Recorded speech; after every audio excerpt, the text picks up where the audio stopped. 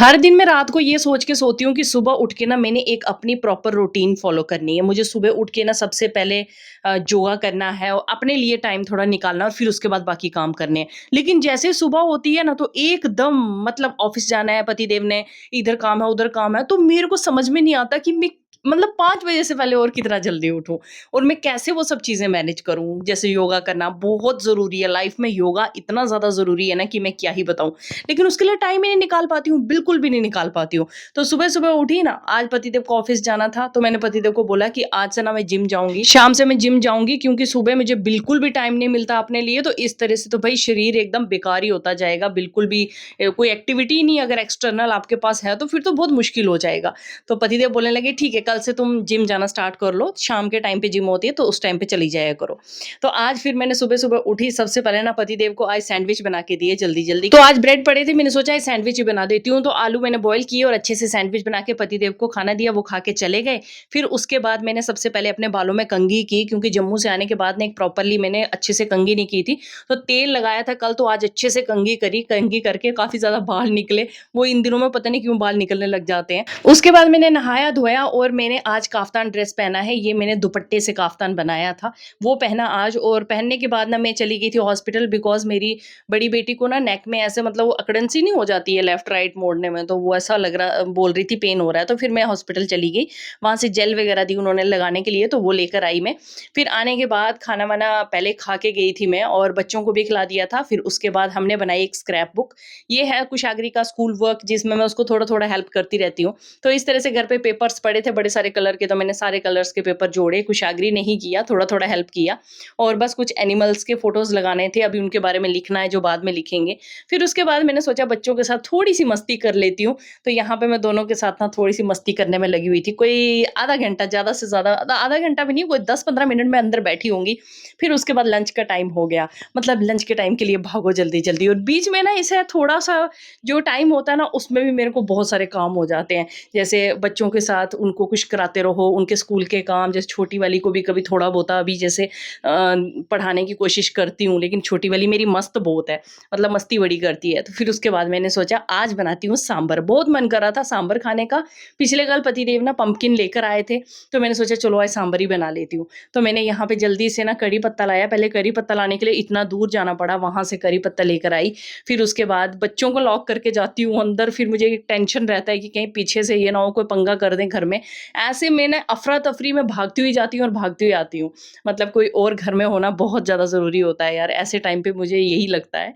फिर उसके बाद मैंने ना दाल को और पम्पकिन को दोनों को बॉयल करने रख दिया। बस जैसे ही 2 सीटी हुई उसके बाद मैंने गैस बंद कर दी और बस ये दाल और पम्पकिन हमारा तैयार था। तो मैंने यहाँ पे करी पत्ता, मस्टर्ड सीड्स जो सरसों का दाना होता है, थोड़ा-सा उसका तड़का लगा के साथ में सूखी लाल मिर्च, जीरा, थोड़ा-सा प्याज़, ये सब का और टमाटर भी डाला था। इस सब का तड़का लगाया, 1-2 लहसुन की कलियाँ भी डाली, मतलब अपने स्टाइल में सांभर बनाया मैंने। फिर उसके बाद मैंने उसमें दाल जो बॉयल थी वो डाल दी, दाल और पम्पकिन दोनों ही डाले थे और कोई सब्ज़ी नहीं डाली थी। फिर मैंने इमली को घुलने के लिए रखा, मतलब अच्छे से पल्प उसका निकल जाए, तो साथ-साथ में ही मैंने चावल भी बनने रख दिए थे। इमली को मैंने अच्छे से हाथों से ही छान के डाल दिया सांभर में और इसके साथ-साथ ही मैंने थोड़ा-सा गुड़ भी डाल दिया था। गुड़, इमली ये सब चीज़ों को ना मैंने इन छोटे-छोटे डिब्बों में फ्रिज में रखा हुआ है एक साइड पे। तो इससे ना ये चीज़ें कभी खराब नहीं होती हैं। छोटे-छोटे डिब्बे मैंने ऑर्डर किए थे। गुड़, इमली और जैसे छोटी-छोटी जो ऐसी चीज़ें होती हैं जो डेली यूज़ होती हैं, उनको मैंने फ्रिज में रखा होता है। तो यहाँ पे अभी हमारा खाना रेडी हो गया है, सांभर और चावल। आपको पसंद है? मुझे कमेंट में ज़रूर बताना। मुझे तो बहुत पसंद है पर्सनली, मतलब मैं बनाती ही रहती हूँ। और साथ में ही मैंने सैलेड भी रेडी कर लिया क्योंकि पतिदेव आएँ तो फिर उनके लिए प्रॉपर पूरा खाना रेडी हो, तो मुझे भी अच्छा लगता है, उनको भी अच्छा लगता है। तो बस ऐसे ही ज़िंदगी चल रही है। तो फिर ना सुबह मैंने कंघी करने का सोचा, मैंने सोचा कंघी करके अच्छे से मैं चोटी बनाती हूँ, तो सुबह तो मेरे को पता नहीं और कामों में लग गई थी। फिर अभी सोचा कि थोड़ा-सा टाइम है, जब तक पतिदेव आते हैं अच्छे से चोटी बना लेती हूँ। तो ये मैंने क्रोशिया से एक हर्ट शेप में रबर बैंड बनाया था। तो बस आज मैंने सोचा मैं अपने ही बालों में लगा लेती हूँ उसको, तो मैंने अपने बालों में लगा लिया। फिर पतिदेव आ गए, तो हमने सांभर और चावल खाए, इतना टेस्ट, और जितनी मिर्ची होगी ना वो सब आपको मेरे प्लेट में दिखेगी क्योंकि मैं ही मिर्ची खाने वाली हूँ हमारे घर में। और उसके बाद ना अभी शाम का टाइम जैसे 3:30 बजे पानी आता है, तो गाड़ी ले आए थे पतिदेव यहाँ नीचे की तरफ में और यहाँ पे मैंने ऊपर से पाइप लगा दी थी। तो पतिदेव गाड़ी साफ करने लगे, तब तक इतनी तेज़ आंधी, तूफ़ान, एकदम मिट्टी। मैंने कहा इसमें गाड़ी साफ़ करने का कोई फ़ायदा नहीं। देखो किस तरह से मिट्टी उड़ रही है, इसमें क्या फ़ायदा गाड़ी साफ़ करने का। बारिश तो आ ही नहीं रही थी, खाली आँधी चल रही थी। तो ये मेरी क्यारी थी ना, जो मैंने नीचे क्यारी बनाई थी, बनाकर घर गई थी, पूरे में घास ही घास, जितने पेड़, भिंडी, मिर्ची, पुदीना जो भी है सब बीच में दब गया था। फिर मैंने कहा पतिदेव आप गाड़ी साफ़ करो, मैं साथ-साथ में इधर काम करती हूँ, और तब तक थोड़ी बारिश भी हो गई थी, तो मिट्टी सारी नीचे बैठ गई। तो यहाँ बच्चे भी आ गए, ये दोनों चिल्ला रही थी, मैं इनको घर छोड़ के आई थी।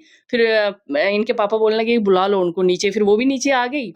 तो यहाँ ये दोनों लगी हुई हैं गाड़ी साफ़ करने को, और मैं इधर लगी हुई हूँ पूरा घास निकालने को अपनी क्यारी में से। तो यहाँ पूरी क्यारी साफ़ की, पतिदेव भी कर रहे थे साथ-साथ में, साइड का जो घास-शास है वो सारा पतिदेव ने निकाला, बीच-बीच से क्यारी से मैंने निकाल दिया।